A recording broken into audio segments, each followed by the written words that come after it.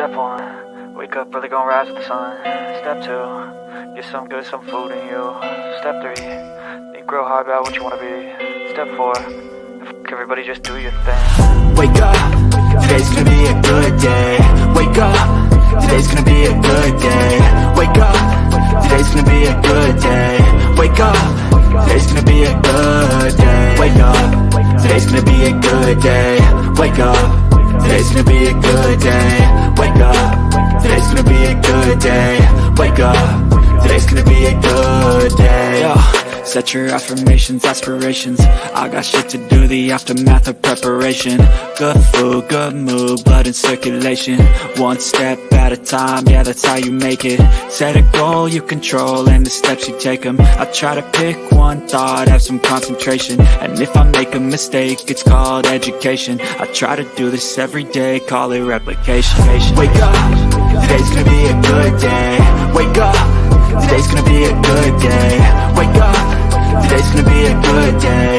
Wake up, today's gonna be a good day. Wake up, today's gonna be a good day. Wake up, today's gonna be a good day. Wake up, today's gonna be a good day. Wake up, today's gonna be a good day. So life ain't easy, yo, I think there's a reason though. Ups and downs, just like every different season, yo. Sometimes I'm high, other times I'm barely breathing, though. I always gotta fight and hide from the demons, yo. Negative thoughts are poison, they rot. Head full of flaws, so here come the clouds. They'll never stop unless I can swap all the bad for the good in my head when I'm lost. Yeah, so I'ma fake it till I make it.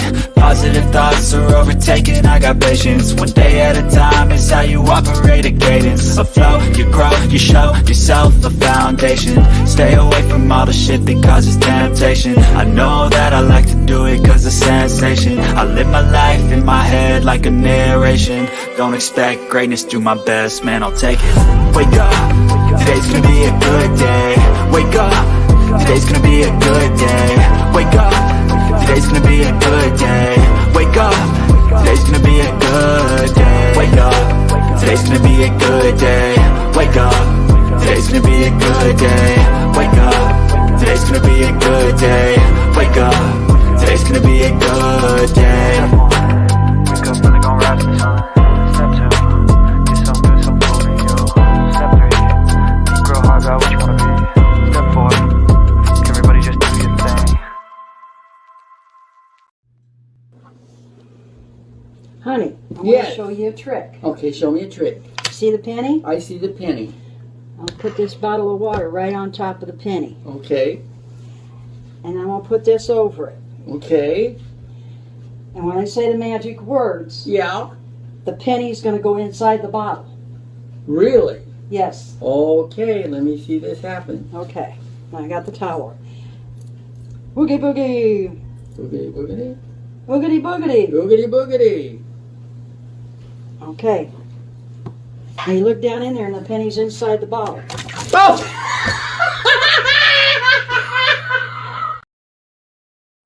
Welcome to the Bullhorn Betty Coffee Club.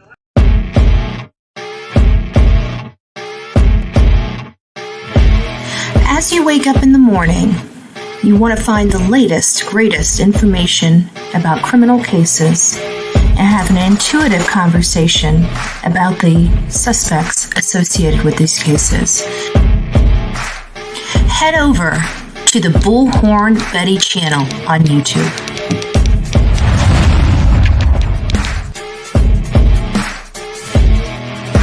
Get breaking news right here on the Bullhorn Betty channel. Welcome to the Bullhorn Betty Coffee Club. Enjoy your stay and enjoy your day.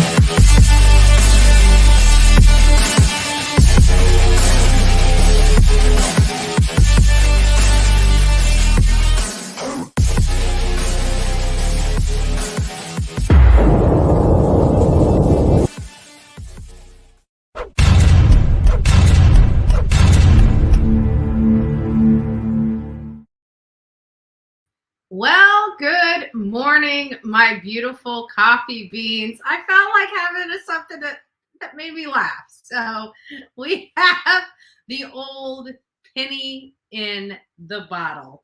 So anyways, good morning, everyone. Happy Hump Day. Happy Hump Day. We're sliding into the weekend. It's going to be a great weekend. Lots of stuff going on.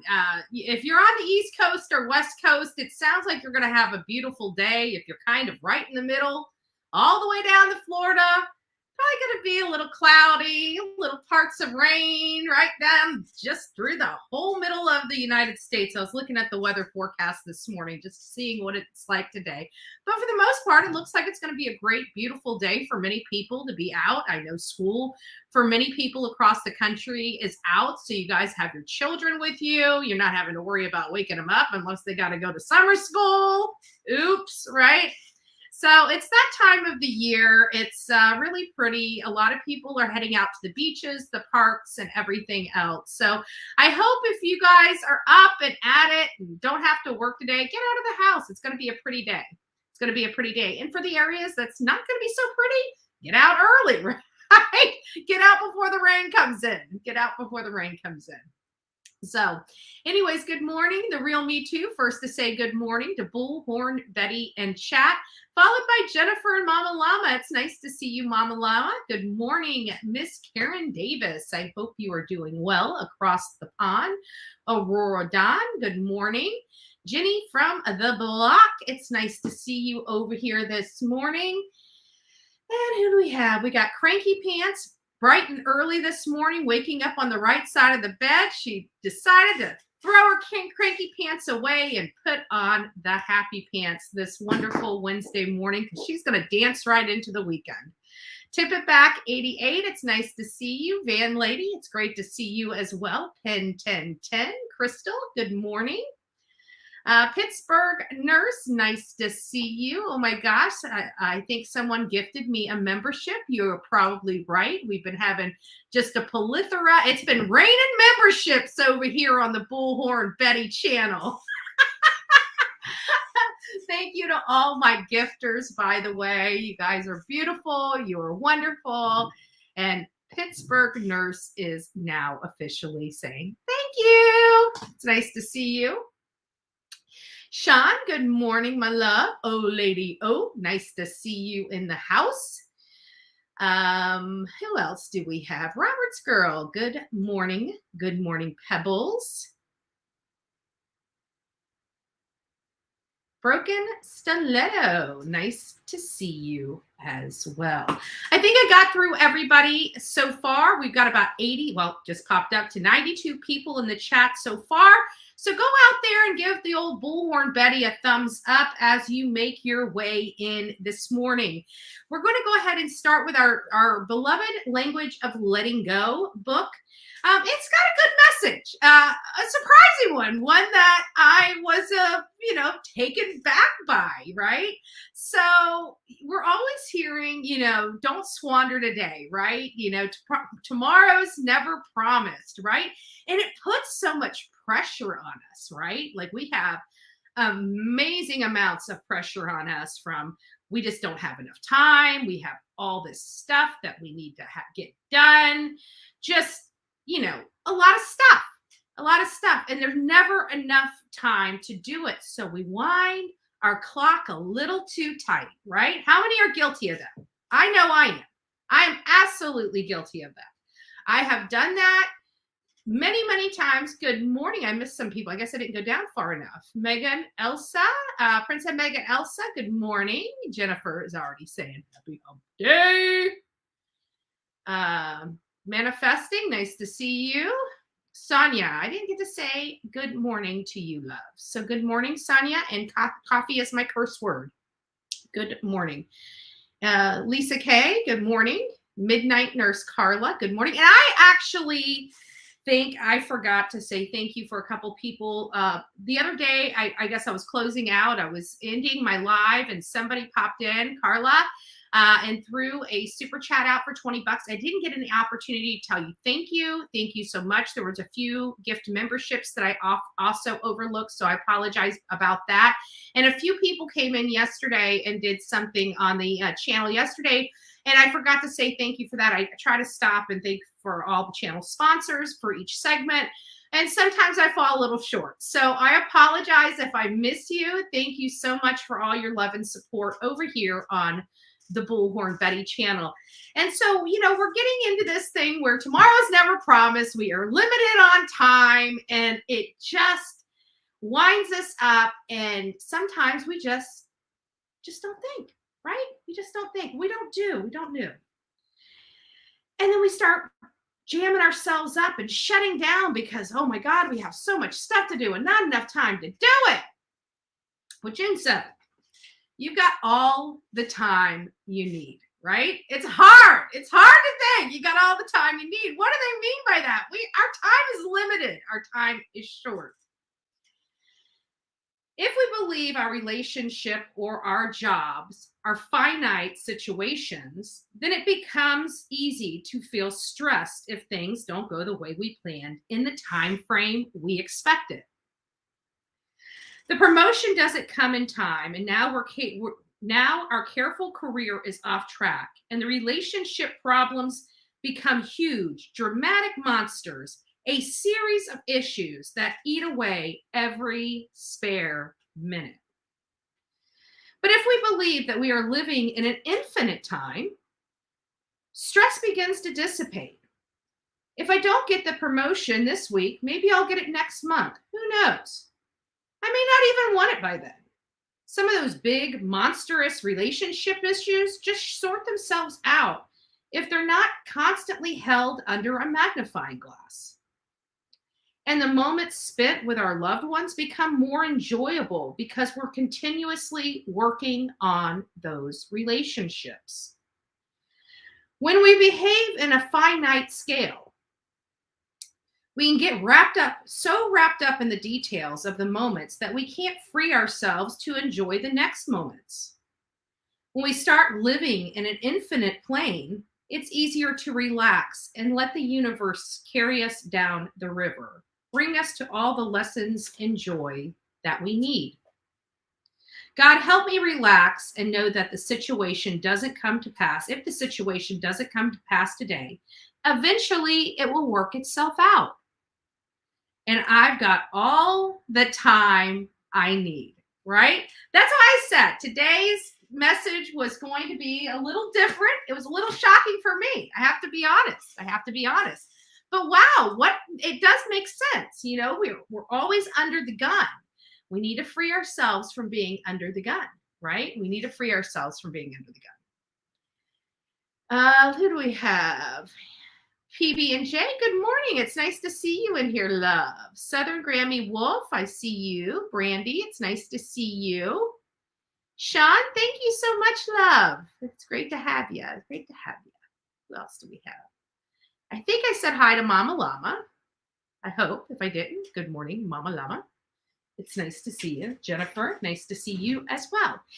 So there's been some weird stuff. I do a lot of research. I've been doing a lot of work, even last night. I didn't even stop working yesterday until like 8 or 8:30 at night. I was exhausted. I was just totally exhausted. And of course, I went to the dentist and I thought I was going to get bad news, which I did kind of get bad news, but it wasn't as bad as I thought. I thought I was going to have a crown. Good news is I don't need a crown. Bad news is it's still going to cost a lot, right? I hate the dentist. So it looks like I've got like 3 or 4 different sessions that I need to go to the dentist for. And it starts Monday. And I'm not going to be a happy camper, right? I'm not going to be a happy camper. But definitely better news than I thought it was going to be. So, hey, you know what? I'll take it. I'll take it in the win column. What else do we have going on? But oh yeah, so anyways, I'm reading, I'm doing some research last night trying to figure out, what direction I want to go for the show this morning. And then I'm getting up this morning and I'm doing some additional research and everything else like that. And then I'm like, I come across some weird stuff. I gotta be honest with you. I come across some weird stuff while I'm doing some research, some just, this is Hawk News Nation, but I still never heard it. I have to be honest with you. Chat is glitching. Chat is glitching this morning. What's going on with chat? Good morning, Kim. It's nice to see you. I just want to make sure. I want to find, I know I've got it on 30-second delay. Let me see if I can turn that off, the 30-second delay. Maybe it'll let me, I'm not sure. But I had a 30-second delay on here just to help with some, oh, it won't let me do that. It won't let me make any changes. Hopefully it's not going to do too much to it. So, oh, our health is excellent. And I forgot to add products. Let's see if we can throw some products up in here. Hold on a second. Okay. Gotta, you know, have some stuff up in here. I didn't even add products. What? We'll add you over here. We'll have our Clout Chaser glass. If you guys have not had a beer, a cocktail, or something out of one of our Clout Chaser glasses, your beer doesn't taste right. I'm just going to tell it like that. Your beer doesn't taste right unless it is being drank out of Bullhorn Betty Clout Chaser glass. I don't know what it is about the glass, but it makes everything taste better.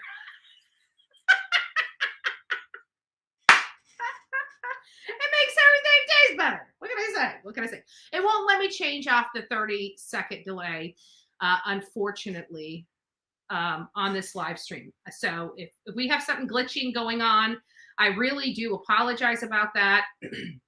I'm having to leave and come back in when it glitches. It helps a little.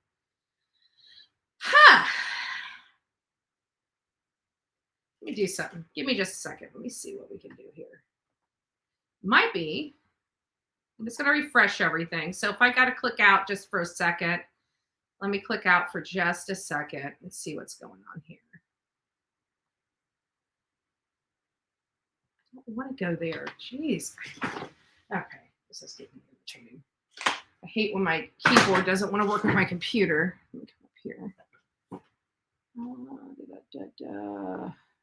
Yeah, it's not going to let me fix it. Let me go over here and see if I can do something with the chat. Give me just a second.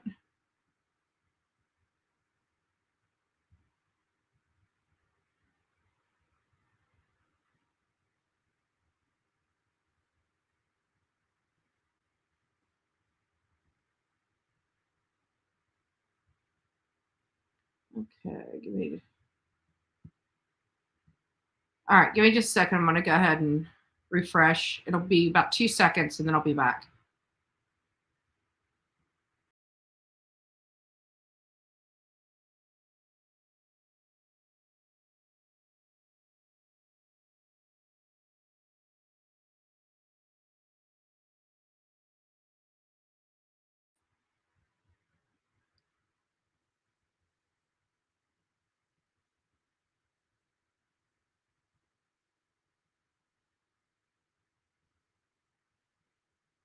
Okay. Is that any better? Did it do anything to help? Either way, we're just going to have to deal with it. Good morning, Steffers. Good morning. Actually, while Steffers is here, I might as well break the news. I'm going to be over on Steffers' channel on Friday at 10, I believe. I think it's 10. So if you guys haven't signed up for Steffers' channel, consider going over there and signing up. I don't know what we're talking about. I guess I'll find out on Friday, but be there, be square. Good morning, Samantha. It's nice to see you here this morning. Silly guy, look at what you made her. What does it say? Made her do. It's a YouTube glitch and mainly messes with iPhones, I heard. Okay, so just Samantha's got some. You're like, everybody like, what disrupted Bullhorn Betty's chat? It's a YouTube glitch. It's a YouTube glitch. So thank you. Our resident knowledge gal. I don't know what to call you, just Samantha. I don't know what to call you, but that's cool. Breaking news, there are 6 people killed in Chicago again after the copycat. I'll have to look into that. I haven't heard that. That's not what I'm, but I am interested, Illinois newspaper. So if you want to send me some articles on it, you can send it to the Bullhorn Betty or at bullhornbetty@gmail.com. Bullhornbetty@gmail.com. BULLHORNBETTY@gmail.com. There we go. Score! No. Oh, Lord. It's nice to see you guys. It's nice to see you. April, good to have you. Yes, no problem. No problem. So Stepher's been conspiring and colluding with me behind the scenes to get me on her channel. So we agreed Friday. Friday will be it. So be there, be square. That's all I got to say. Be there, be square. No embarrassing questions. No embarrassing questions. So anyways, part of the stuff when I get set up, do reviews. Cause I mean, to be honest with you, I've literally killed several trees, covering the Idaho 4. Like there's like not a stick in the world that I get things that are just, thick. And so I'm constantly reviewing documents. I'm constantly looking at them. I'm constantly researching them, researching the law. And so I have several killed trees on my desk, right? But some of this stuff just shocks me when I'm doing the research, when I'm on here and I'm looking and stuff like that. And this is no different. This is no different. And I didn't even hear about this case. I didn't hear about this case whatsoever. And this happened in the state of Florida, right? This literally happened here in the state of Florida. It's Sarah Boone. And maybe I heard about it in passing, possibly, right? But it was definitely before I became like a major true crime, nerd on YouTube. Like, like this was back when I was probably working for a law firm or God knows, might have been the real estate. I have no idea. But anyways, I was reading this and I'm like, holy crap! Like this is here. Let me just play this. I know I can play this. Hold on. No, this is about something else. Let me see if I can refresh this. I know they had this whole thing in here, but when you keep it up, it just moves from one to the next. Here we go. Yeah, this is it. So we'll hear a little commercial and then we'll get started. If I can get my stuff to work.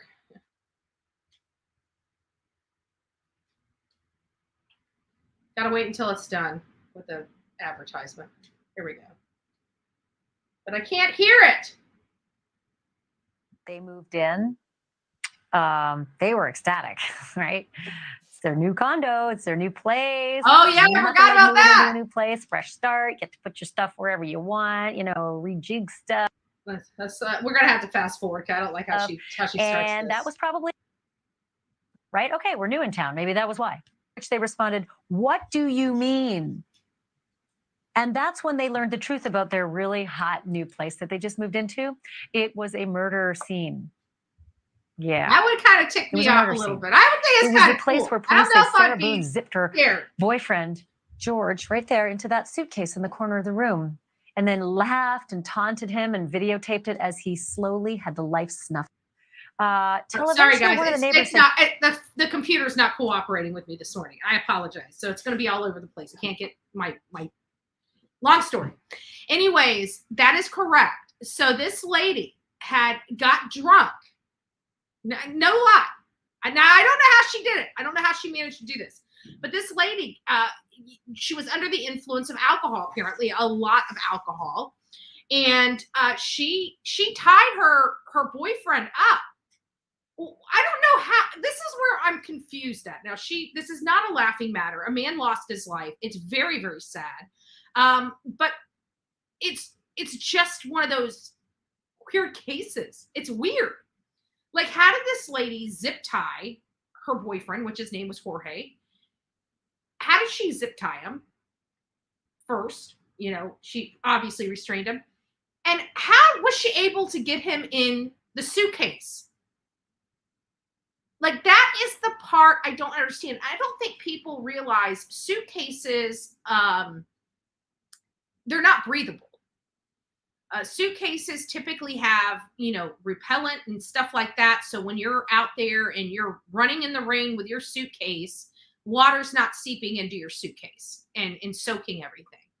So it sounds like she was really drunk. She got him into this suitcase. They must have been fighting or something like that. And she left him and went and fell asleep.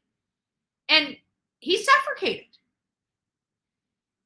so like, so she's being tried. But anyways, apparently, no, these people moved in. This is what sparked this whole entire conversation about Miss Boone, is the fact that people are moving into her old place, and the neighbors are just like, hi, do you know what happened in your apartment? Like, and these people are a little shocked because they weren't told, right?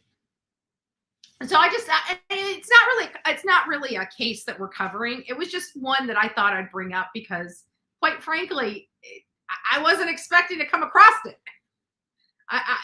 And the crazy thing is, it happening here in Florida. Listen, it's like right here. And you're really brave moving in there. To which they responded, "What do you mean?" And that's when they learned the truth about their really hot new place that they just moved into. It was a murder scene. I don't know what it is about Ashley Banfield. Even like this intro and stuff, I just don't like her. It's like, get on with it, lady. Like, you got nothing better than this to say? Like, I could have came up with 1,000 things to say.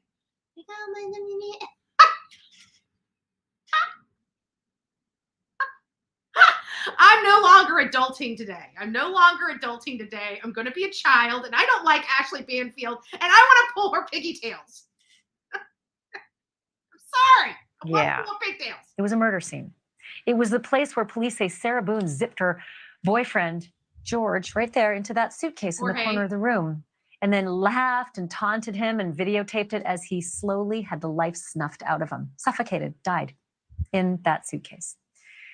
Tonight, for the first time, I'm going to take you inside that home because those new tenants have been kind enough to invite us in and show us they're going inside the home. We're not going to go inside the home. I'm not going to go inside. That's just a little too much for me. Just a little too much for me.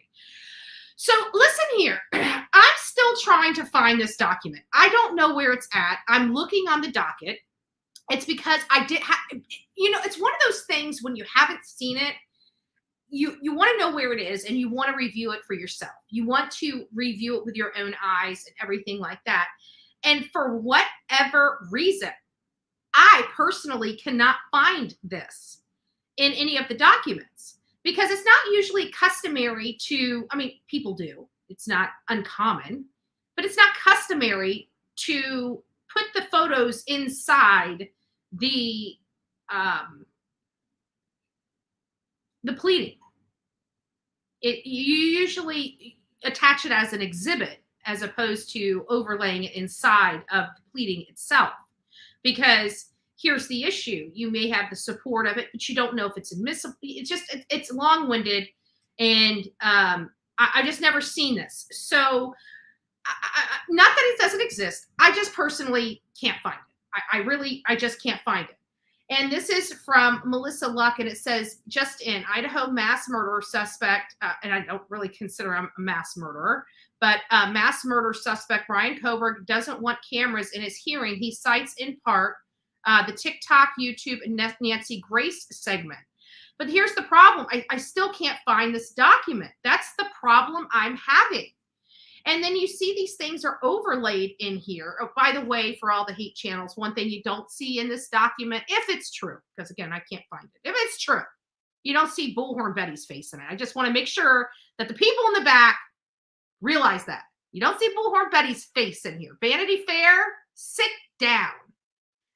Mr. Kohberger, this is facts, says Mr. Kohberger charged and subsequent courtroom proceedings have captured the attention of local and national news organizations as well as social media platforms. The court has previously permitted cameras in the courtroom in regards to this case prior to proceedings. However, given the sensationalized nature of the case, the audio-visual coverage has become material for news outlets and social media accounts to espouse their unfounded opinion.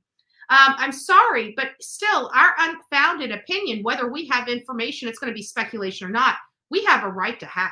This is America. And I just want to make sure that even the judges and the attorneys understand that just because your client is on trial doesn't stop anybody else from having their rights that are afforded to them, right? The constitutional rights, such as freedom of speech. You're not allowed to tell me how to think, talk, or walk.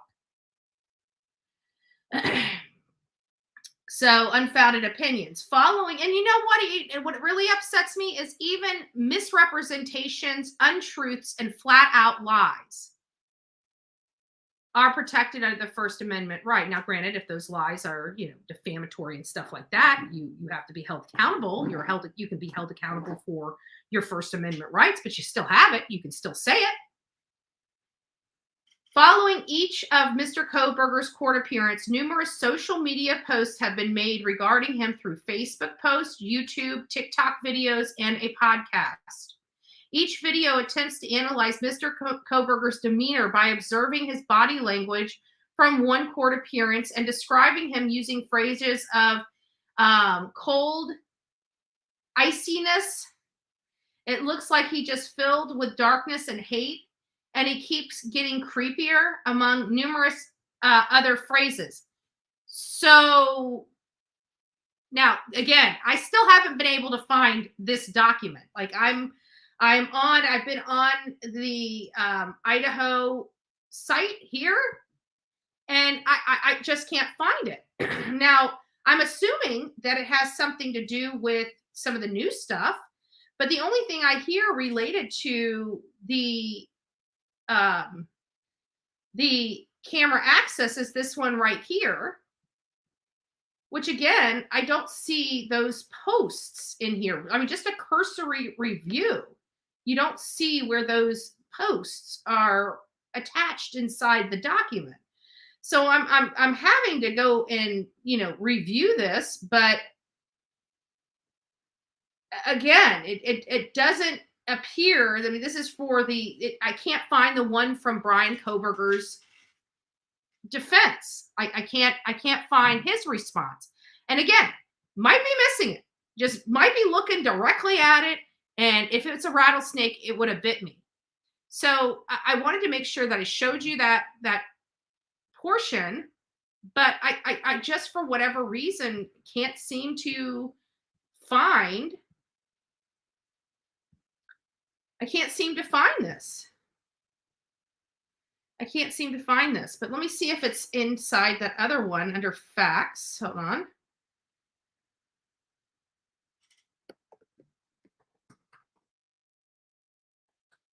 It only has one fact. So I don't know what this one is looking at. Honestly, I really don't. I just personally can't find it. And I'd like to. So if any y'all see the pic posted of Bryan sitting front row.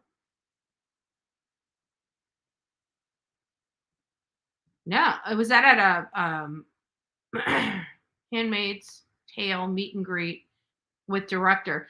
I know that there was some stuff that was on Twitter. I did see it, and new photos of him sitting in a chair. Yeah, I do believe that that's what you're referring to.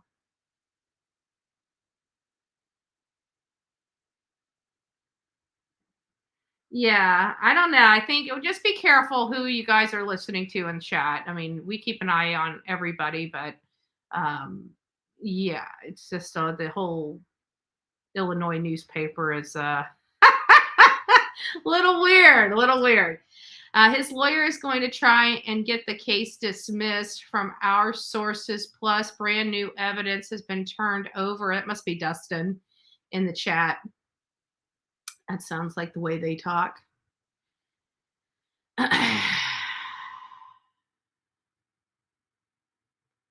So anyways, just to let you know, don't be, unless you hear it from me, don't put too much into it. In Illinois newspaper, if you'd like to send me your sources, I'm happy to relay that information to my audience.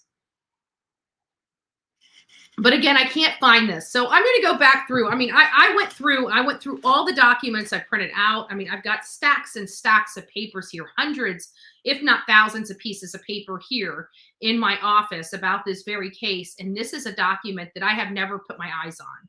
So I don't know. I'm going to look for it. It does look like it's legit, but I can't seem to find it. And again, I've never really seen this stuff here. I don't know if you can see my cursor. This stuff here inside a pleading. I've always seen things attached as exhibits, but never inside the pleading itself, where it's like overlaid inside the pleading.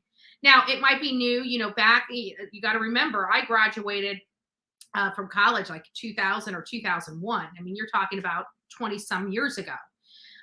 We were taught much different than we are today. Back in my day, each line had to be numbered. You don't have that anymore. You have the numbered paragraphs now, as opposed to each and every single line on your document being numbered. Every single line had a number. Good morning, Uncle Mike. Nice to see you, love.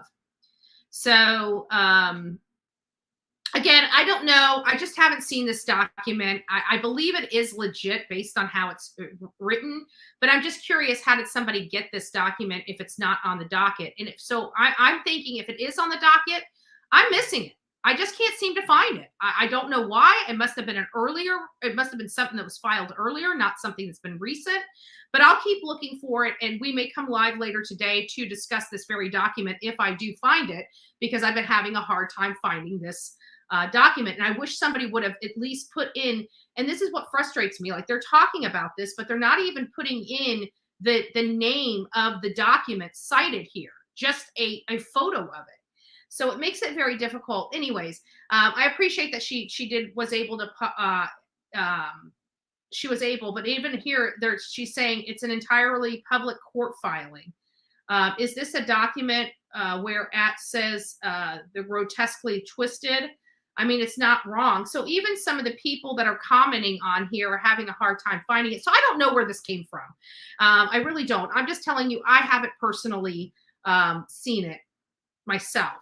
And then, of course, you guys know I like Jennifer Coffendorfer, and she brings a valid point. And I have been seeking this information out myself, but for whatever reason, it's not being released. And I don't know how they can have justification for not releasing the body cam footage of the police stop in Moscow when Bryan Kohberger was not wearing his seatbelt.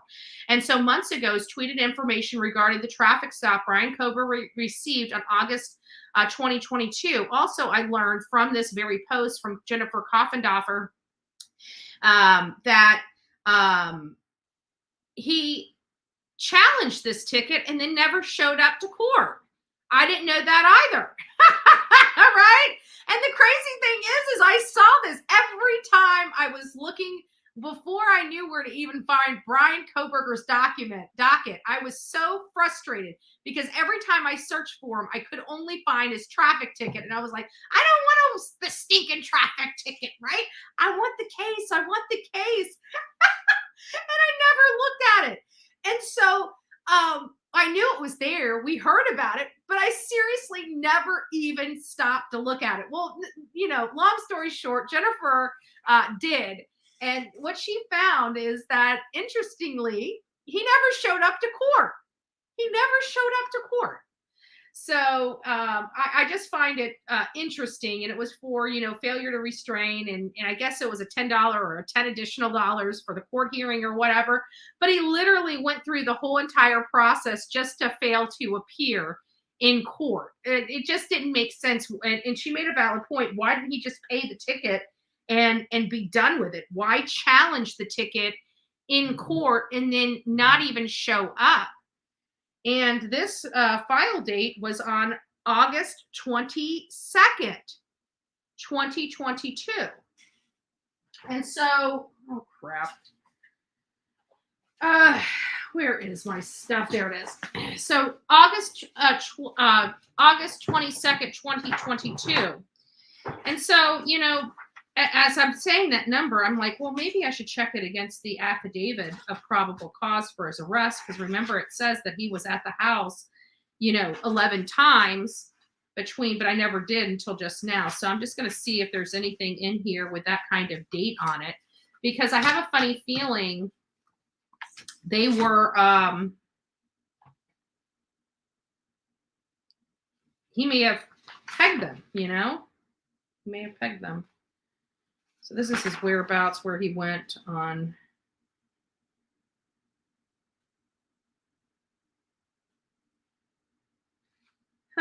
Okay, so this is August 21st. What does this say?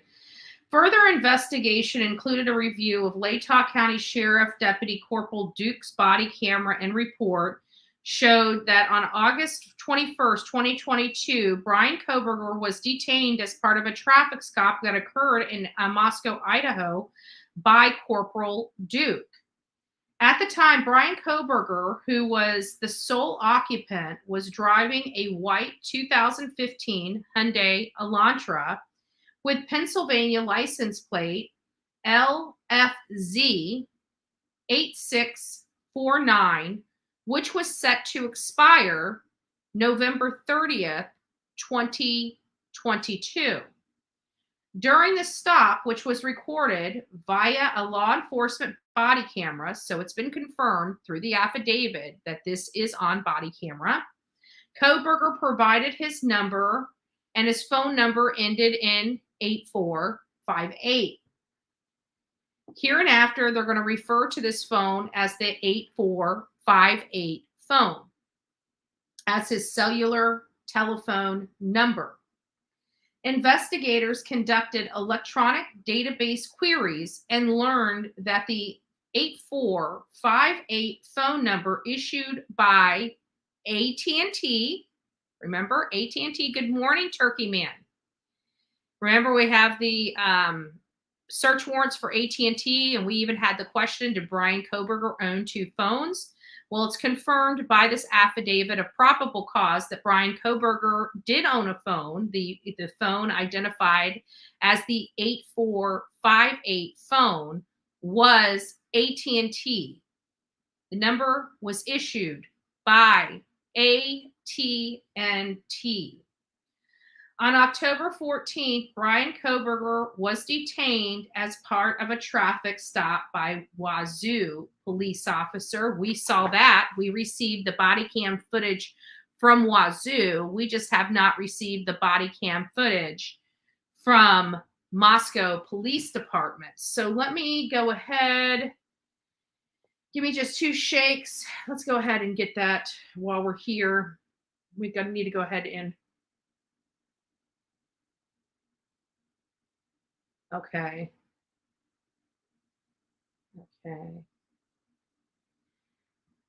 Sorry.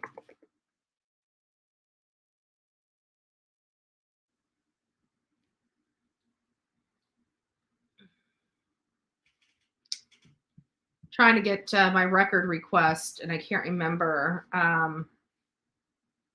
where it is.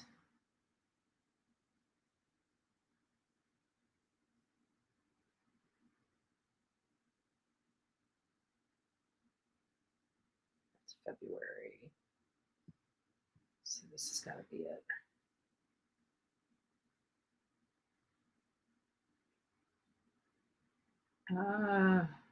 There it is.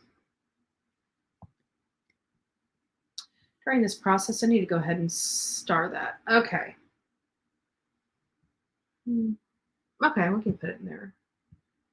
All right, guys, so I'm ready. I'm going to be filling out a form here because I'm going to go ahead and request that body cam footage right now.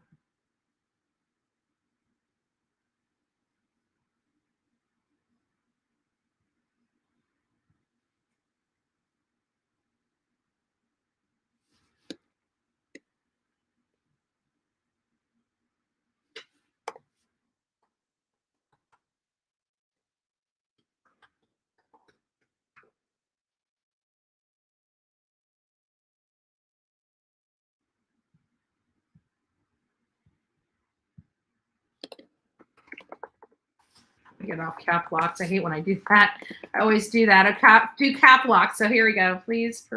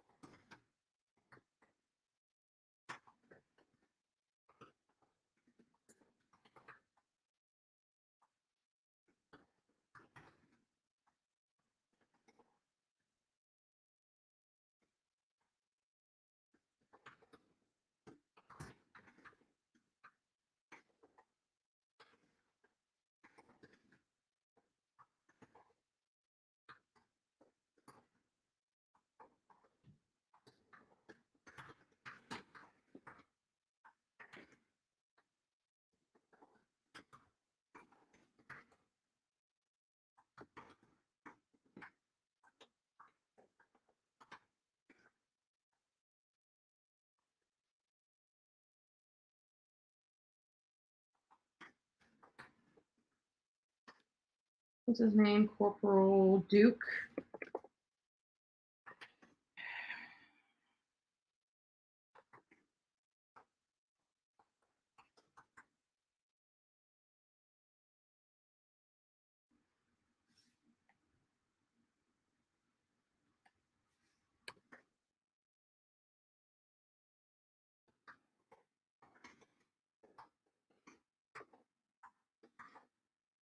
Sorry, guys. I know this is boring, but I have to get this in. Otherwise, I'll forget.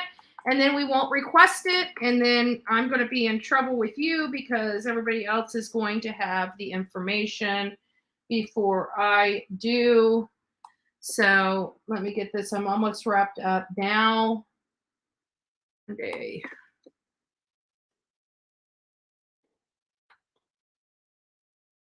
PA. Wait. Remember. Oh. FC 6.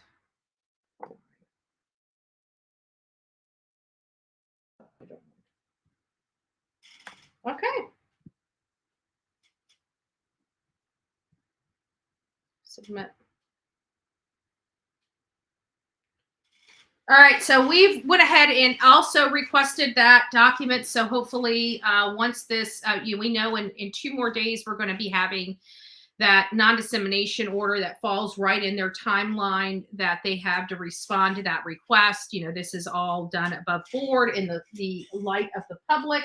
And so there are requirements of when they have to respond back to me and say that they've received my request, and then they have so much time from that point in which they have to fulfill the request or provide me some additional information. So anyways, this was a failure to appear. We just requested that particular traffic stop, but getting on to more information about this section of the affidavit of probable cause, we did learn that Bryan Kohberger's phone was issued by AT&T, and we did have that the order from AT&T,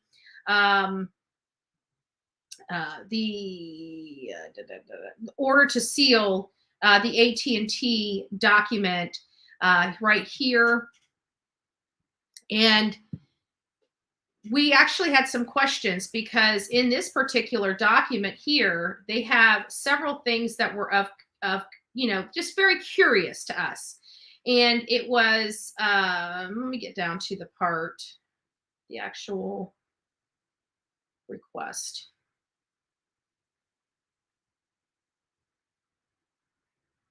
And where is it? I think it's this one right here.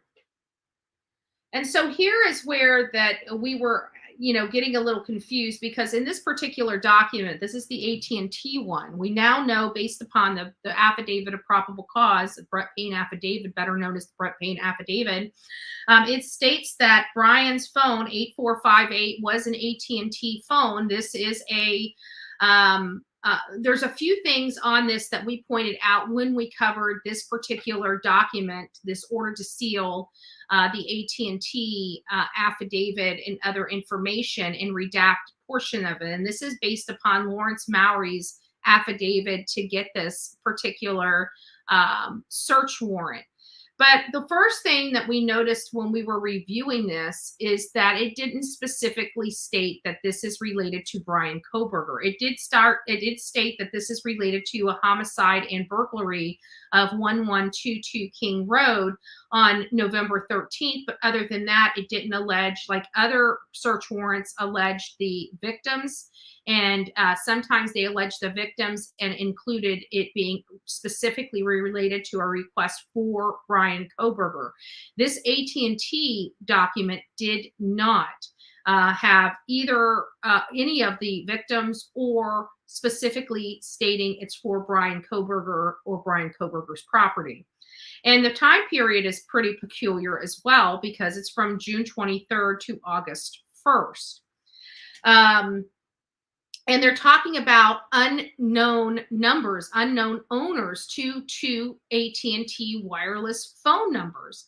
And it makes us wonder, is this, potential people that popped up on their radar that they just don't know who they are and needs to identify these two people as part of their investigation, and so they're requesting AT&T to provide them? Is this a fishing expedition, or are they looking for something ultra specific? I think at this name, this time frame in this process, they're honing in on specific data that they need. In my opinion, they're honing in on specific data that they need. When we went over the documents, these most recent, like this AT&T search warrant, when we went over the most recent search warrant from that were published on the docket, it was very interesting, and I talk about it often. I reach out and speak to a lot of people that write articles and things of that nature. I work highly, very well. Good morning, Miss Lee.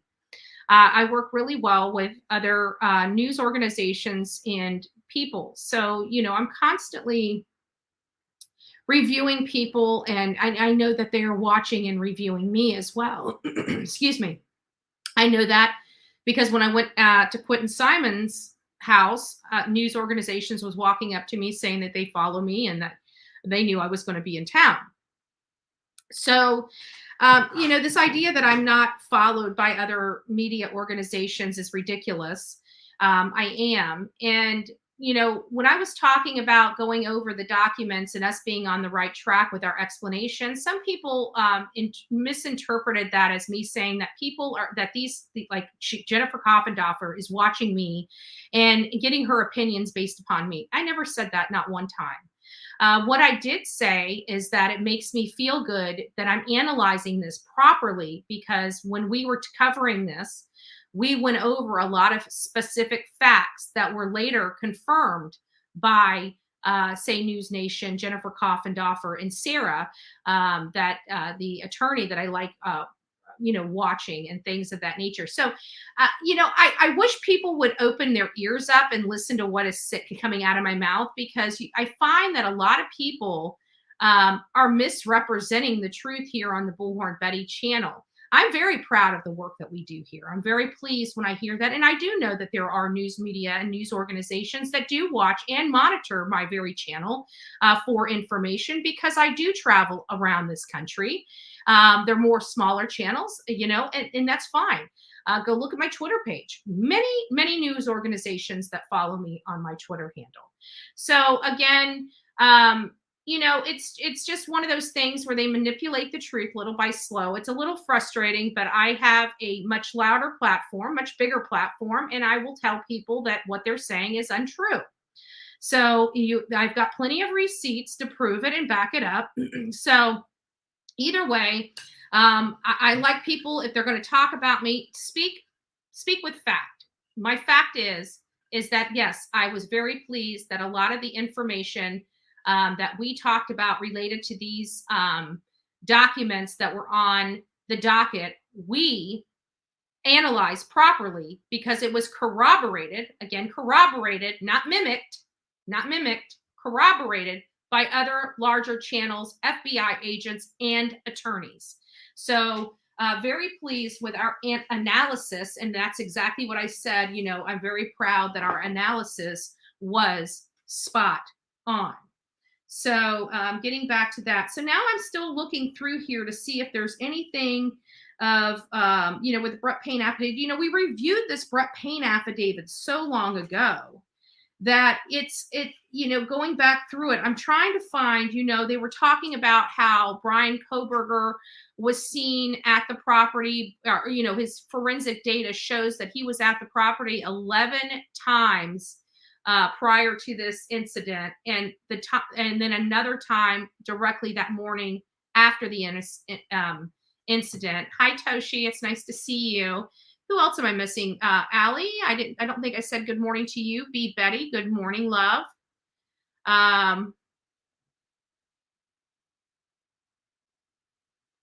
What does it say? 100% many news outlets asked for an interview with you. Yeah, there was, and this is people that were out there with us. But you know what? They weren't out there. They really don't know. They're not speaking from a place of fact. They're speaking from a place of ignorance and lack of fact.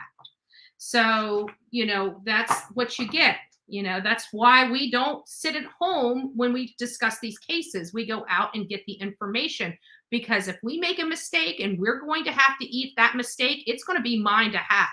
I'm going to make sure I dot my I's and cross my T's, and I'm not using somebody else's work. I'm not going to do it. Occasionally we will for guidance, but I'm not going to do it. I'm not going to do it. And so it further states that on December 23rd, 2022, pursuant to a search warrant, I received records of 8458 phone from AT&T. These records indicate that the 8458 phone is subscribed to Bryan Kohberger at an address in Albrightsville, Pennsylvania. And the account has been open since, check this out, June 23rd, 2022. That was right at the time he was leaving to head to college. June 23rd, 2022 is when his phone has been open. Could this be the reason why we have these AT&T wireless numbers? Could this be from phones that they acquired during the search and would like to know who owned those phones? Could this be other Bryan Kohberger's past phones that they need information on? There's a lot of stuff here that is starting to kind of make sense with these search warrants. Primarily, this most recent one from AT&T, where it doesn't state any roommates, it doesn't state any victims, and it doesn't state Bryan specifically. It's stating that they need information on wireless number blank for a subscriber, which is unknown at the time of this request. And when we read the Brett Payne affidavit, we find out that Bryan Kohberger actually opened his phone account that he went to Wazoo with. The 8458 phone was opened under contract with AT&T or Burner, you know, month to month, again, on June 23rd, 2022. These records include historical cell site information for the 8458 phone. After receiving this information, I consulted with an FBI agent, SA, that is certified as a member of the Cellular Analysis Survey Team, or better known as CAST. Members of CAST are certified with the FBI to provide expert testimony in the field of historical cellular analysis survey, historical cell site location information, or CSLI. And they're saying that these CAST members are certified with the FBI to provide expert testimony in the field of this historical CSLI data, and are required to pass extensive training that includes both written and practical examination prior to the certificate with CAST, as well as completion of yearly certification requirements.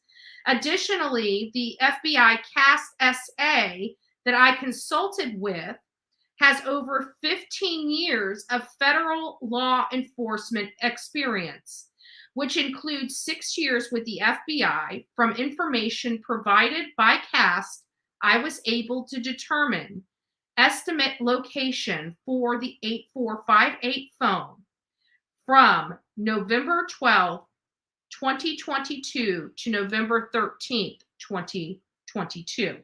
All right, so let me just move past all this because it goes through the location in and around the time that they were going to,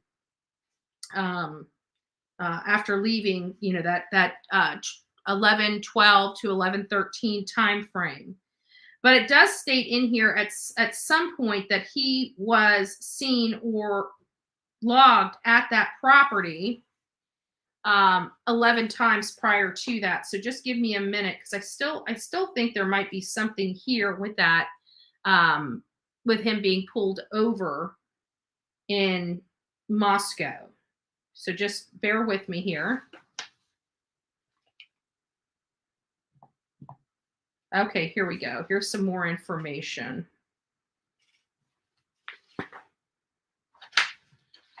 Okay, here's some more information, and it's on page 16 of the sorry,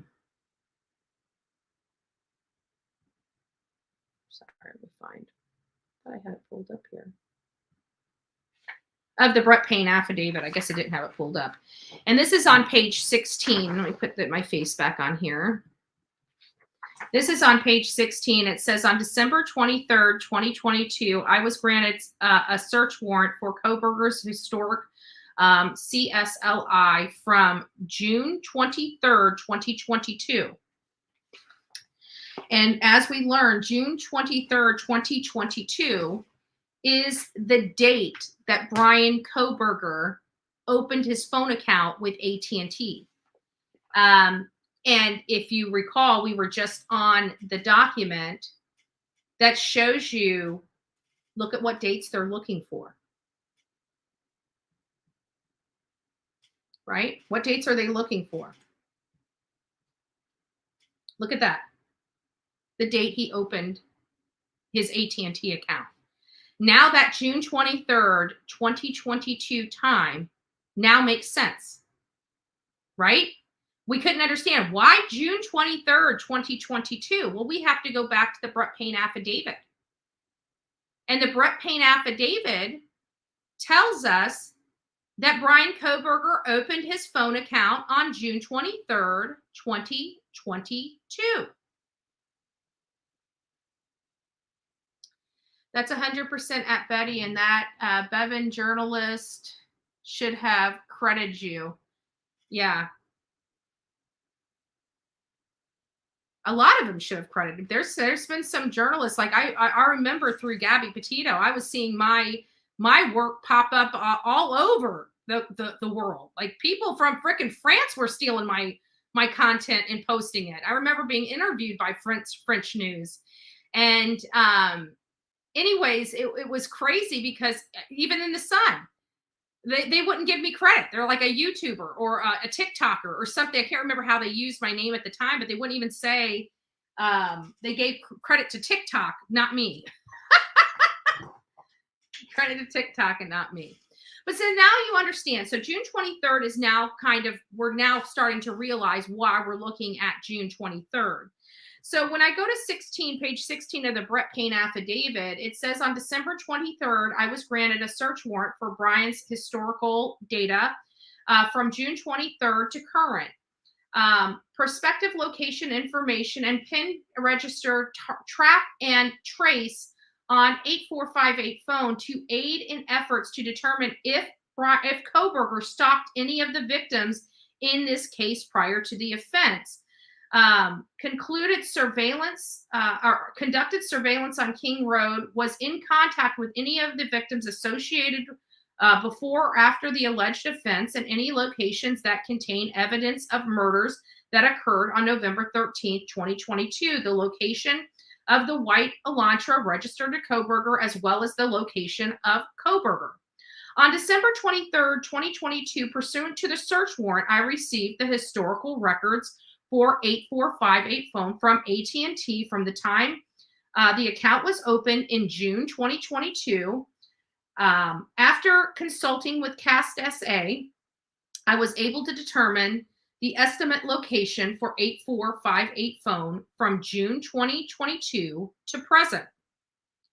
The time period authorized by the court. Records for the 8458 phone show that 8458 phone utilized cellular resources that provided coverage to the area of 1122 King Road on the last 12 occasions prior to November 13th, 2022. It says utilize cell resources that provided coverage to the area of 1122 at least 12 occasions prior to November 13th. So he visited the house on the 13th in the early hours of, I think, 9 a.m., I believe is what we're going to learn. And they're saying that he showed up there 12 occasions prior to the 13th. And we've been saying 11 occasions prior to the 13th and then the one after. This report is saying there was 12 prior to them being killed. 12.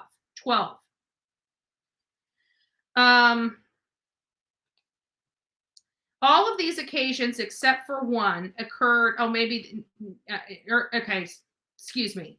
We are right because it clarifies. All of these occasions, except for one, occurred in the late evening and early morning hours of their respective days. One of these occasions on what date? August 21st, 2022. One of these occasions on August 1st, 2022. Now let's go back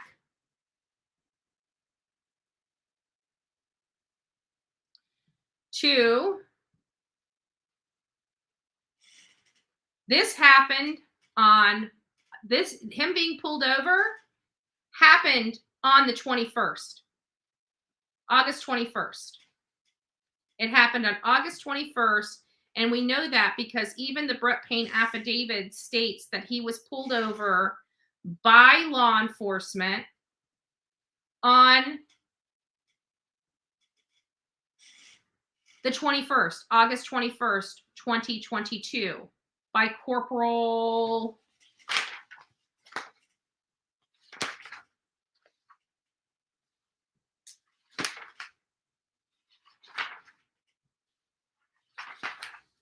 I'm almost back to it.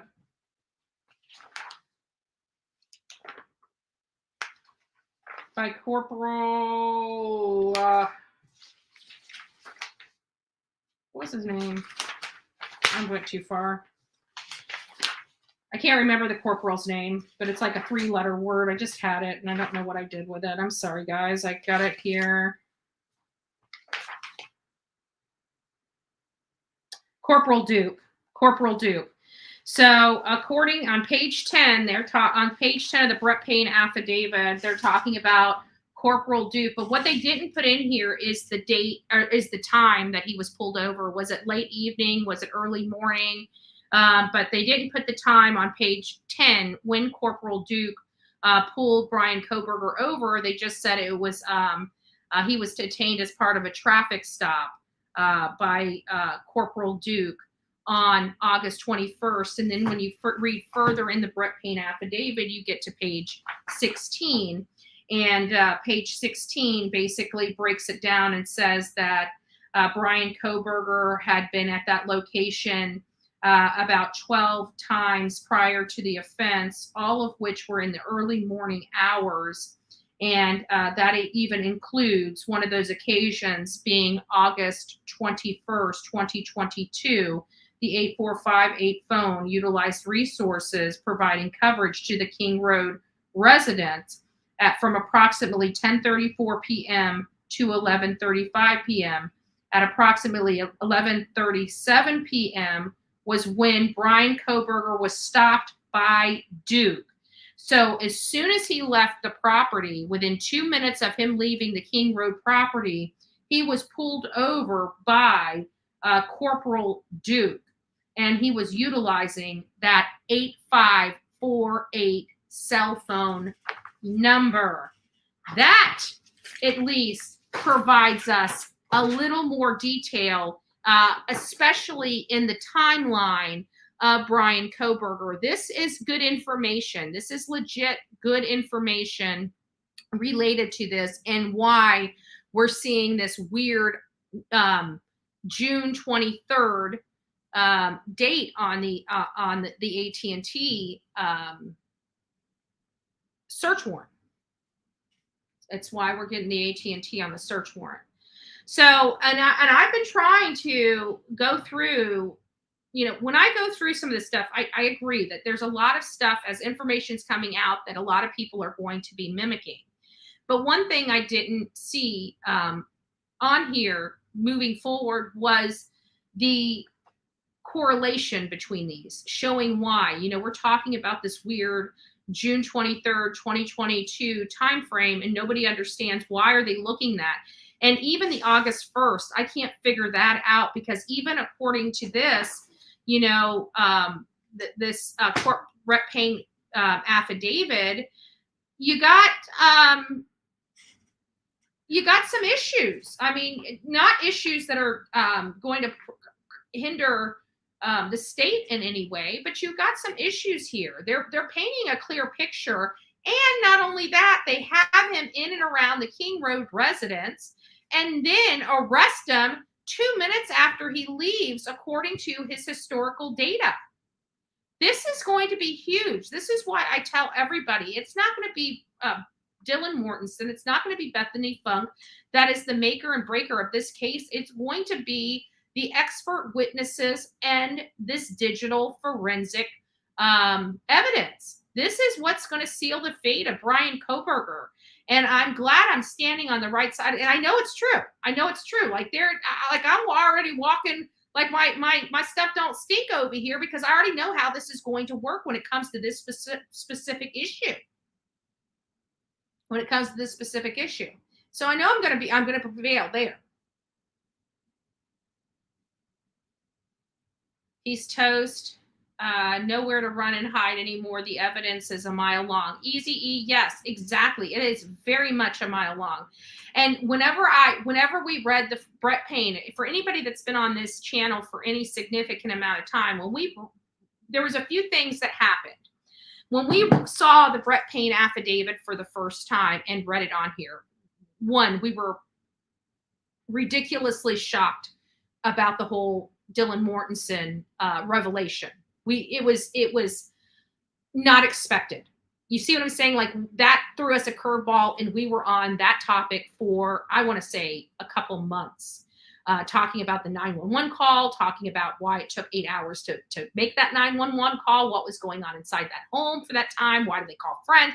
That Brett Payne affidavit took us in a totally different way at that moment. But now we're here. Now we're at this point in this case. And so we're looking at this and we're like scratching our heads, like, you know, all this stuff we read months ago, we haven't really referred to it much. I mean, we've referred to it, but we haven't read it again. We haven't gone through it in detail with all this new information. And so, like, even Friday, when we were going over these new documents, these new sealed and redacted orders, and seeing if we can get anything out of them, we started seeing numbers and dates like June 23rd, 2022. And we're all scratching our butts saying, why are they looking in June 23rd? Well, we just found out. Because he opened his phone account on June 23rd, 2022. So even though this AT&T, because this AT&T makes no reference of Bryan Kohberger, it makes no reference of the victims, it makes no reference of the surviving roommates, but it does reference a date. And that date, if you cross references, it goes right back to Bryan Kohberger. So it is of my opinion that this AT&T is actually looking for a second phone for Bryan Kohberger. I truly do believe. I truly do believe they are fishing for a second phone from Bryan Kohberger. And there's my receipts on why I made that leap. Okay? Showed receipts, provided analysis. We'll see if it's right. We'll see if it's right. What else do I have here? I got a few other things that are going to be nothing quite as impactful as that. That was kind of like, you know, the revelation, because we're assuming that the AT&T search warrant was for Bryan Kohberger. We're assuming that. We had no information to provide us any foundation to make that assertion. Well, here's now some foundation to provide that assertion. We've got the fact that, it's on page, my information is on the Brett Payne affidavit. You're going to get part of my answer on page 10 and the rest of that on page 16. If you read it yourself, you'll be able to follow the facts and understand why I'm stating that the AT&T search warrant is fishing for a second phone for Bryan, a second, possibly third phone for Bryan Kohberger. So this should be interesting. It should be interesting. And I started going through because, like I said, I couldn't find the whole fact thing that we saw on that Twitter. I just didn't see that. So this is really the only supplemental memorandum on the camera in this case, and I don't see the fact. Like they had introduction. Like I just don't see the facts. So this is not the same document that they were posting, but this is the only document I can see. And again, I very well could be just not seeing the document. There is a lot of documents on here, but definitely the one that's posted with Bryan's response on it, I can't find it on the docket. I don't know how that lady got it. And she's saying it's public record, but the crazy part is it's not public record that I can find. I don't know if Bryan Kohberger's defense team has responded related to the cameras.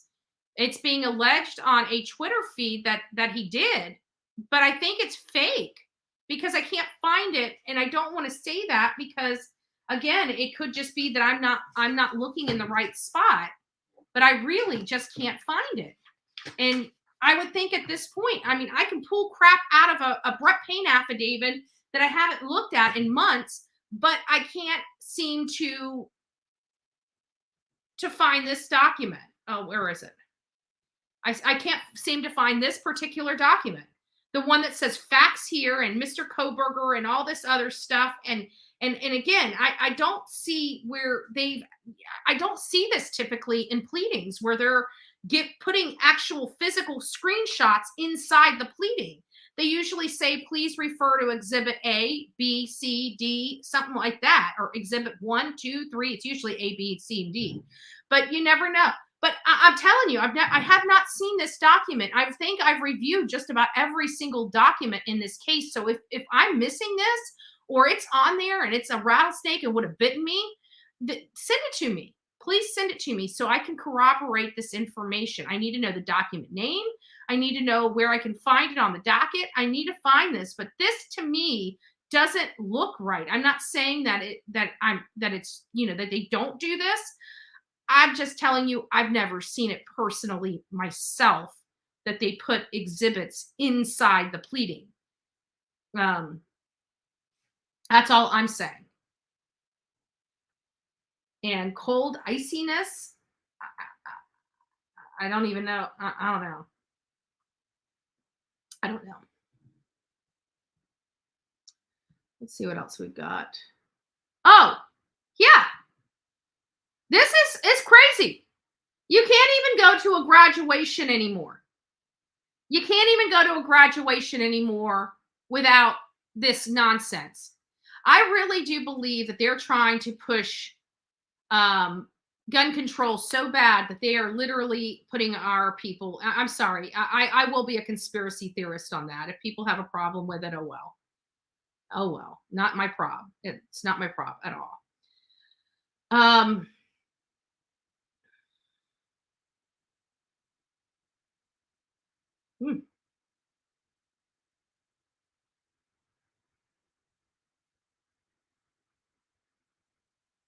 A lot of news stories are coming out. I haven't had a chance to look into them yet, but I will make sure that I review them and start getting some videos out. So if you guys haven't updated, I'm just keeping that up there because I want you guys to see what's going on in Virginia. Lots of bad stuff going on out there. Guys, I know we haven't spent very much time together. We usually do 2 hours. I know it's hump day and everything like that. I do have a lot of work. Well, I might as well go through some of this stuff with you guys real quick. Hold on. give you guys some updates while you're looking at that. Satterfield family attorney files response to Murdaugh's attempt to rescind the confession. And this is related to Alex Murdaugh, and it's in Colleton County, South Carolina. Many of you guys know we were out there to follow this particular case when he was being tried for first-degree murder of his wife and his son. And their attorney representing the family of Alex Murdaugh's former housekeeper announced that they recently filed a memorandum opposing Alex Murdaugh's recent motion to rescind confession he made regarding Gloria Satterfield's death. Bland Richter, I can't pronounce his name, announced the filing statement. Bland Richter is pleased to announce it has filed the Satterfield's memorandum opposition and motion for sanctions to Alex Murdaugh's motion to be relieved from his judgment he gave to the Satterfield in the amount of $4.3 million on May 2022. In his motion, Murdaugh advanced what he alleges are novel legal theories, what say they are nonsensical as to why he should be allowed to dishonor the $4.3 million judgment. He confessed to the Satterfields having stolen the money that they were to receive in the death of their mother from Lloyd's of London and Nautilus Insurance Company. The attached memorandum in opposition takes down the house of Murdaugh brick by brick, exposing that he lied. He tried to play the public and the courts by trafficking more half-truths and misrepresentation to the court. The memorandum speaks for itself, and we look forward to future hearings on the merits of the issues that they raised. The latest filing was in response to Murdaugh's motion to petition the court to vacate the judgment because, according to the filing, if the insurance company that initially sent him the money obtains the judgment against him as they seek to retrieve it, the only effect it will reduce funds available to Mr. Murdaugh, many other victims. Oh, wow. The Satterfield boys, they are the victims as well. You know, I'm sorry that this guy was a con artist, not my problem. Murdaugh's former housekeeper, Gloria Satterfield, died in 2018 after allegedly falling at the Murdaugh's Colleton County property. Satterfield's family received millions from a subsequent wrongful death suit. However, Murdaugh has later confessed he stole settlement money from Nautilus, his insurance company, and admitted to owing the Satterfields more than $4.3 million. Murdaugh also initially reported that Satterfield fall was caused by dogs, but later admitted it was all a lie as well.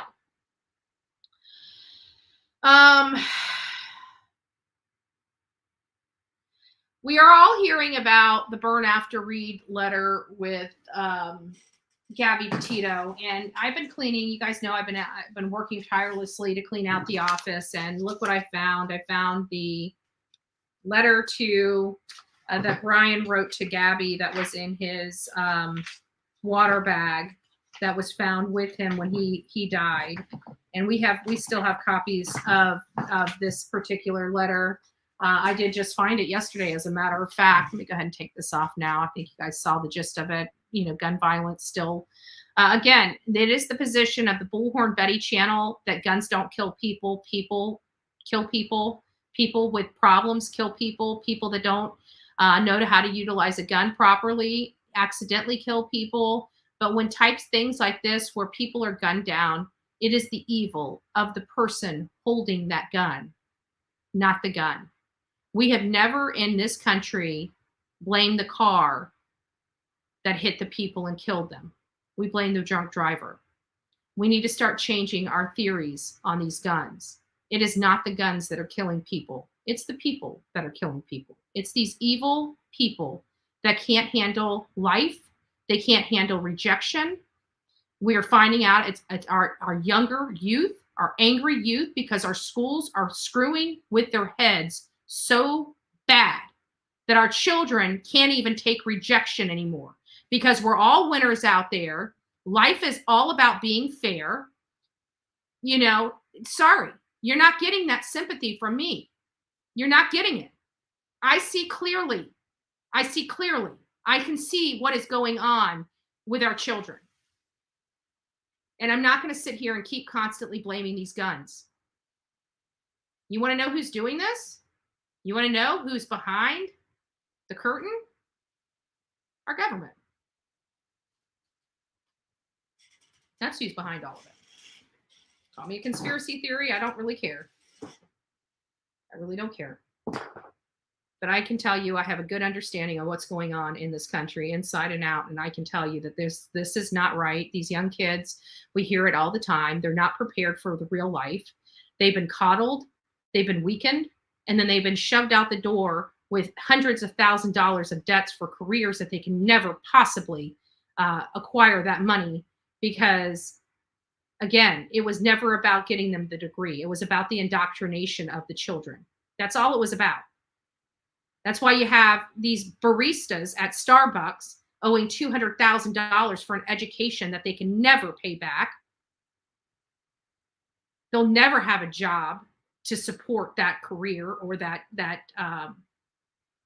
certificate or, whatever you want to call it, diploma. It was never about education. Never about education. So we've been monitoring the Adam Montgomery case, the Harmony Montgomery case. We know that the Adam Montgomery was in court recently. Stepmother took the trial or took the stand as a witness. It appeared as a witness for the defense for Adam Montgomery. Surprise, not so much. She never did anything. She's just a drug addict, admitted drug addict. All she cared about was getting high. She's admitted that. All the people that they were hanging out with, like they even had kids dealing, she had her own kids living in this. Their trap house. The guy that was running their trap house had his kids living there. All these children around all these drugs, and Harmony Montgomery was murdered by her father, her biological father. It's just very sad. So it appears that they're taking this case seriously. They're getting them, both Kayla as well as Adam, on every little charge they can possibly get them on. Right now, Adam Montgomery is in the hot seat for these guns. It sounds like he's going to be convicted of these gun charges. It seems like they have at least proven their case. So we'll monitor that. We watched, Kayla Montgomery go on the stand. For me, my opinion was she was under the influence of something. She was medicated. I don't think she was under the influence of unprescribed medication. I don't think she was. I think she was prescribed whatever she was on, but you could definitely tell that she was very relaxed. She blinks really long. I just know people.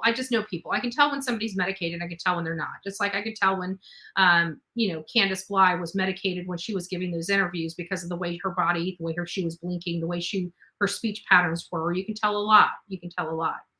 Also, I'm finding out from the East Idaho News that James Brenner.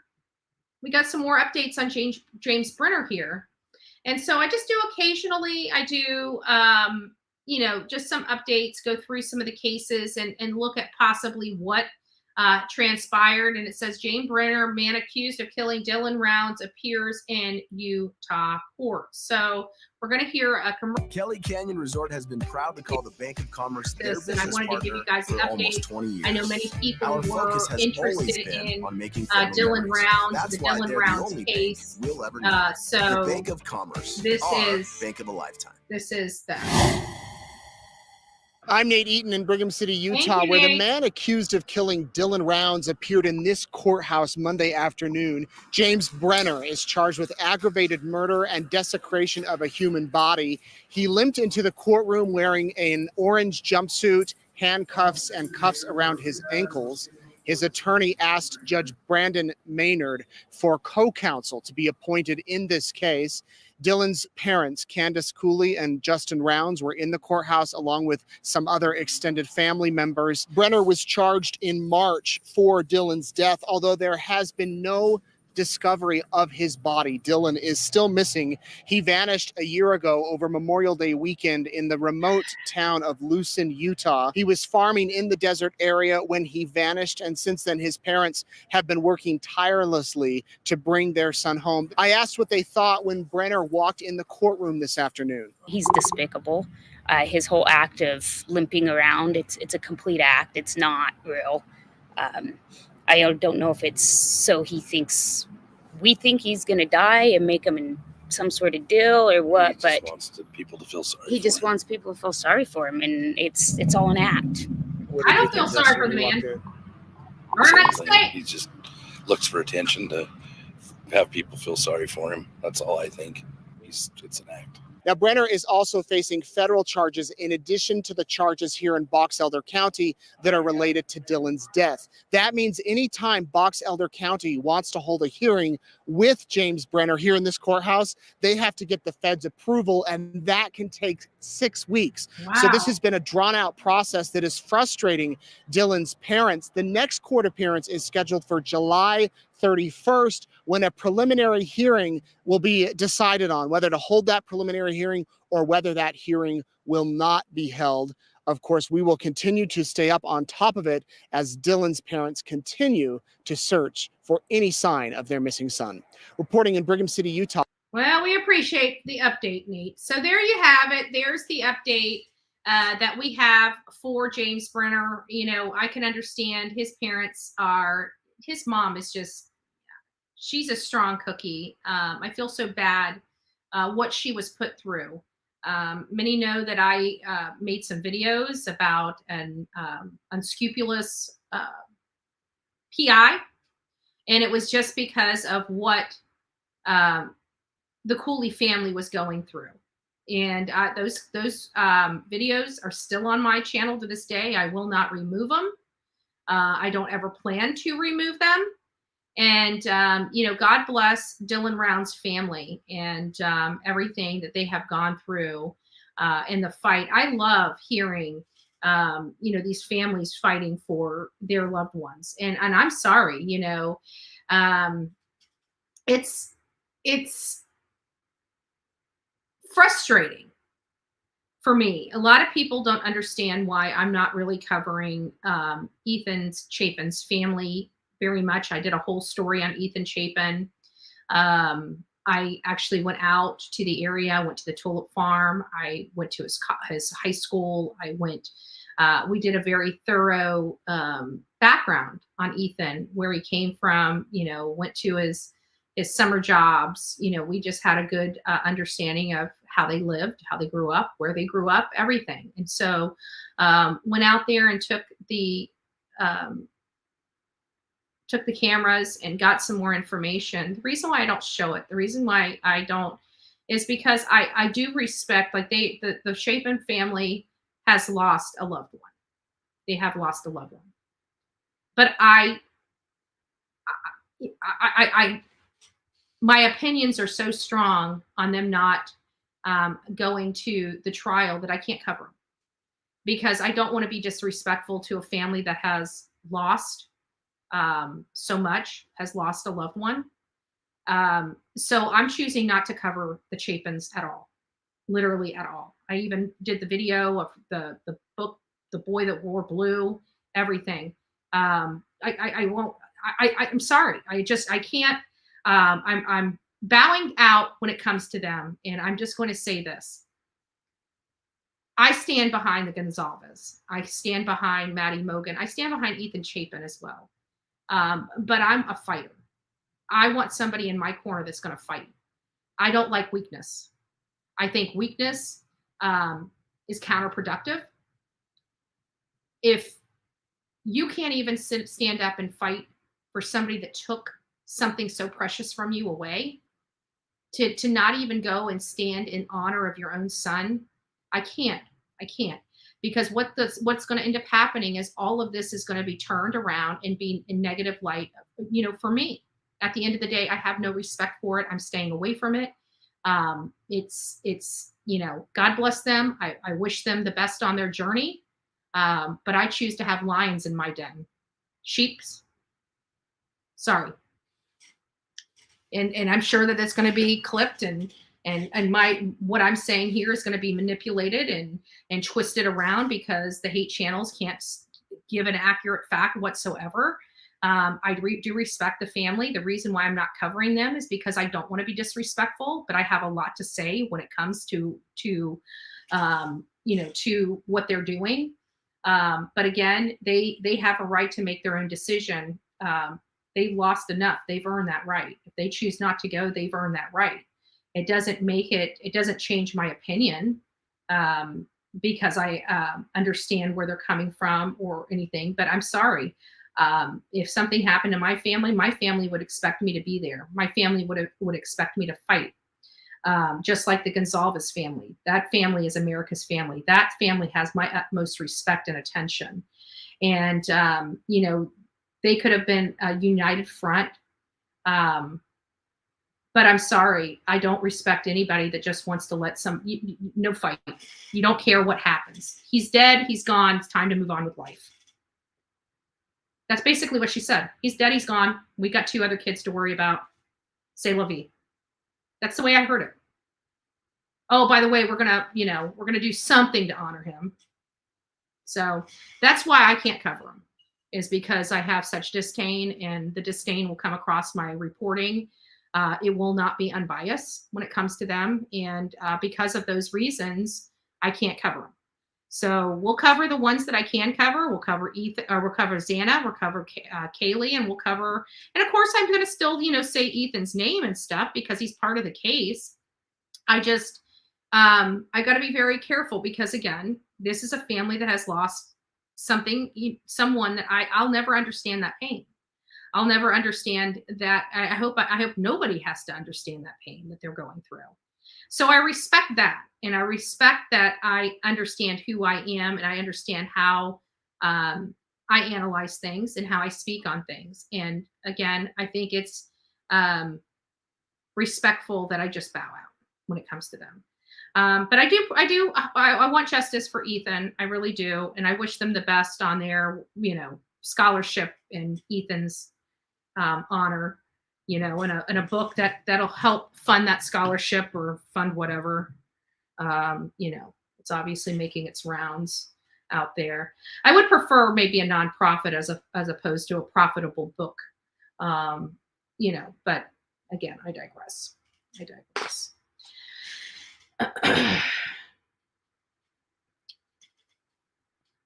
And there's some other stuff on Summer Wells, and we'll have to go through that. I found some interesting stuff on, we get press releases, and I'm constantly monitoring press releases all over the country. People want to know, how do we all know about certain things at the same time and blah, blah, blah. Well, we get these things called press releases.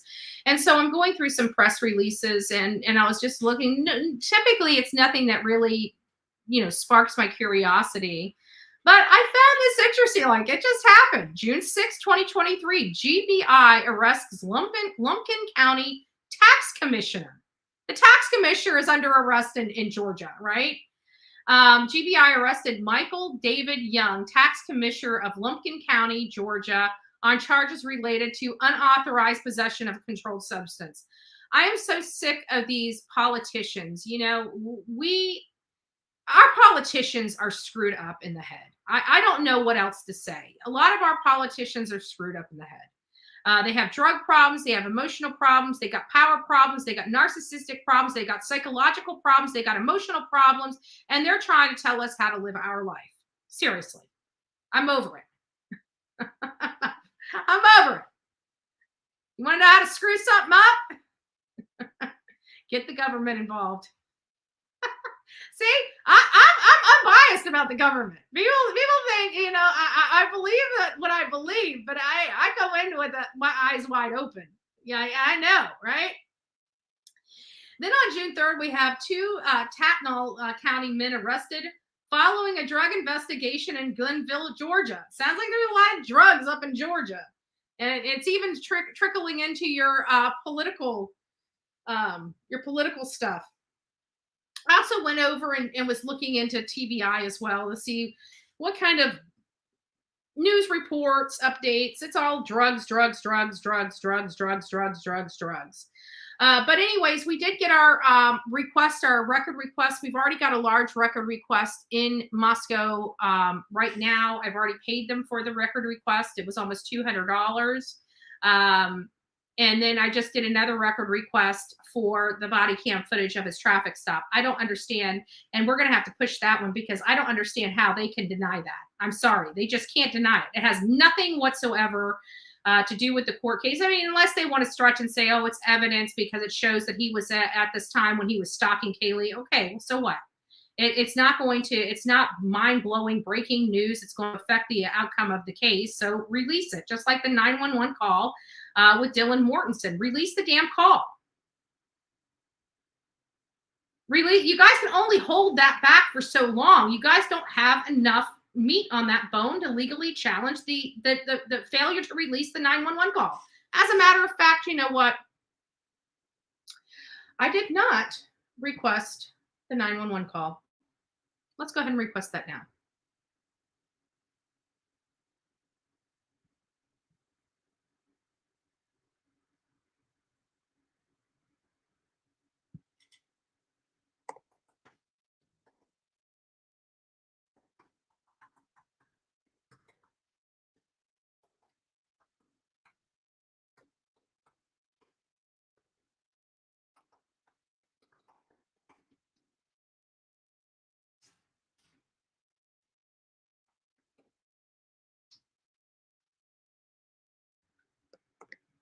Okay.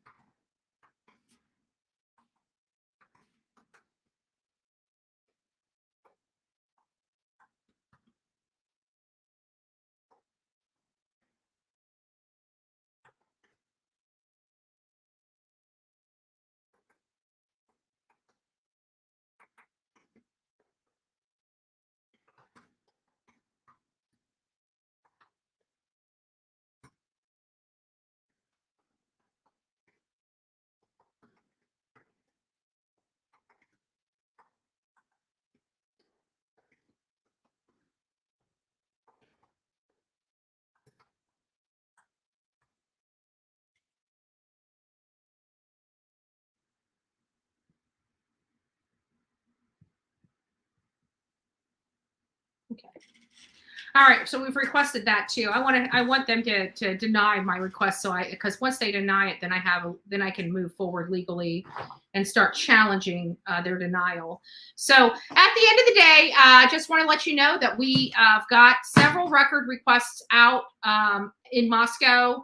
Hopefully those will start coming in. I've already played for one. These other two, I'm not sure if I'm going to be charged for or not, but we'll see. I'll let you guys know about that. We're breaking this case down. We're breaking the breaking news that we've discovered during this entire time is the fact that June 23rd, 2022, these are the takeaways that we got from our segment today, is that is the time when Bryan Kohberger opened up his phone account with that 8458 number. It was June 23rd, 2022. So we need to go to the timeline. We need to add that timeline in. This is updating the timeline and keeping it updated and fluid. Anyways, guys, I just want to tell you, have a great day. Have an amazing Wednesday. It's hump day. As you slide into your week, it sounds like it's going to be amazing from coast to coast throughout the United States today. So if you're tucked away inside your home, get out, go enjoy the day before it gets too hot. Those in the middle of the United States, you're going to have some scattered showers throughout. But it seems like a beautiful day for many people in the borders of the United States. So go out and make it a great Wednesday. We'll be back first thing in the morning from 6:30 to 8:30, Monday through Friday. We're also going to be going back to our weekend time. and we'll be doing our coffee club back on the weekends. I am excited and can't wait. So we'll see you soon. God bless each and every one of you. Don't forget to be fearless. If you see something, say something, because an ounce of prevention is worth a pound of cure. We come in here day after day, week after week, year after year, and see what a pound of cure looks like, and it's not good. So have a great day, y'all, and be kind to one another, okay? God bless you, and be kind to one another. Have a great day.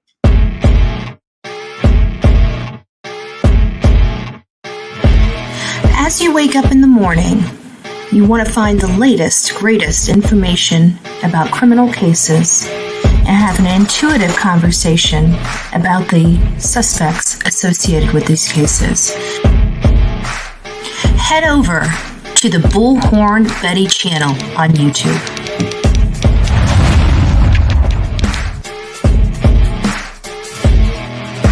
Get breaking news right here on the Bullhorn Betty channel. Welcome to the Bullhorn Betty Coffee Club. Enjoy your stay and enjoy your day.